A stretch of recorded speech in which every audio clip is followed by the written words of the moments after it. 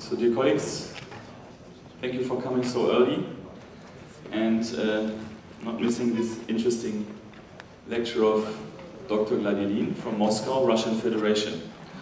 Dr. Gladilin is an orthodontist and had his dental and orthodontic training at the University of Tver, Russia, and also had his PhD education in this site.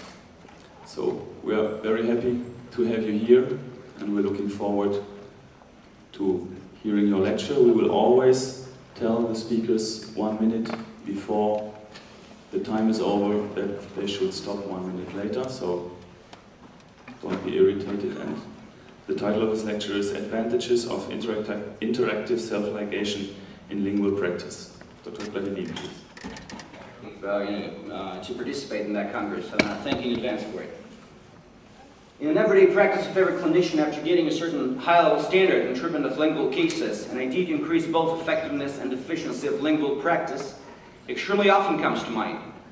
Each new tested appliance before introduction into active practice is definitely supposed to meet a series of requirements, among which the most crucial I consider to be the following. The first one is the patient comfort, simply handling for a doctor, total control over the tooth during the movement, and which is very important, the minimal chair time required to finish the case. Since it is no longer a secret that in buccal orthodontic self-ligation can greatly reduce the number of unnecessary visits and make necessary visits shorter in time, I tried to prove to myself the advantages of lingual self-ligation with the help of Lingual Innovation L system from GC. The flexible basis of this bracket makes the whole laboratory process much easier, and the resin pad much thinner than it was before with conventional brackets.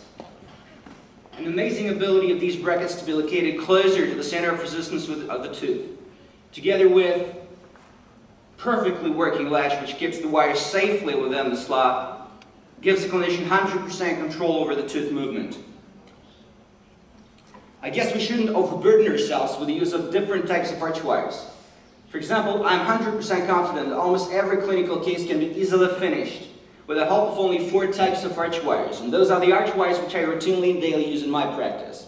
The first one is 01290 Allen spool, which I cut off to the desired length and place it. This is the first one. The second is Thermoactive 1717 from G&H. We can choose it from any other company. The third one is 1725, and the last one is not a stainless steel, not an TMA8, but a Calbaloy from GC, which is the same as Blue Angeloy from Rocky Mountain. I use it either in 16/20,000 inch dimensions for non-extractional cases, or for extractional with minimal anterior retraction, and definitely for detailing.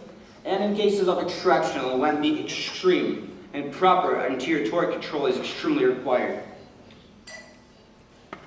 And here she is with midline centered and class 1 relation bicuspid and cuspid area. The smile before and after with the overall chair time of 120 minutes. If we try to calculate how much time is needed in order to finish the non-extractional, simple, regular case, with innovation L, it would be clear for us all to understand that 1.6 hours is the optimistic course of events if we try to finish it. Among those minutes and hours, 30 minutes will be taken for direct bonding and first arch wire placement. The second arch wire will take about 10 minutes. Third one, and third visit, 1725. Calbaloy 1622 with several offset bands made in it, 10 minutes. Then 1622 laterals and molar bands in that area, 10 minutes for them, and if needed, additional bands will also require about 10 minutes. 20 minutes or even more depending on how well and how much you prefer to talk to your patient.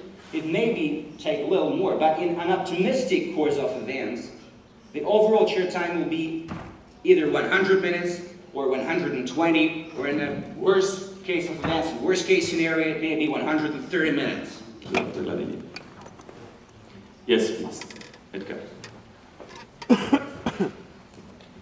Good morning, thank you.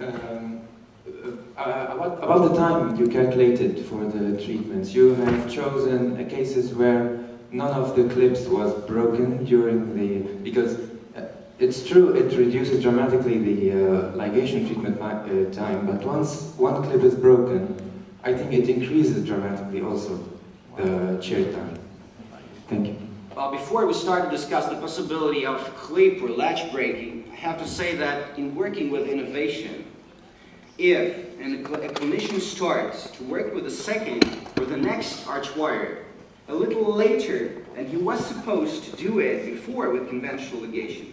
Or I must say, a little bit, be some time, a little delay, not to be in a hurry to change the arch twice. In this case, the risk of ledge breakage is minimal. If at a certain stage we get that complication, which to my consideration can be extremely rarely gotten, if we get it, there are wings for conventional ligation, so we can use it anytime we want. So if on the whole arch, one elastic ring will be put on several wings of one bracket, I think it will never be able to reduce, or excuse me, to increase dramatically the overall chair time. Answering the question about the calculation of the chair time.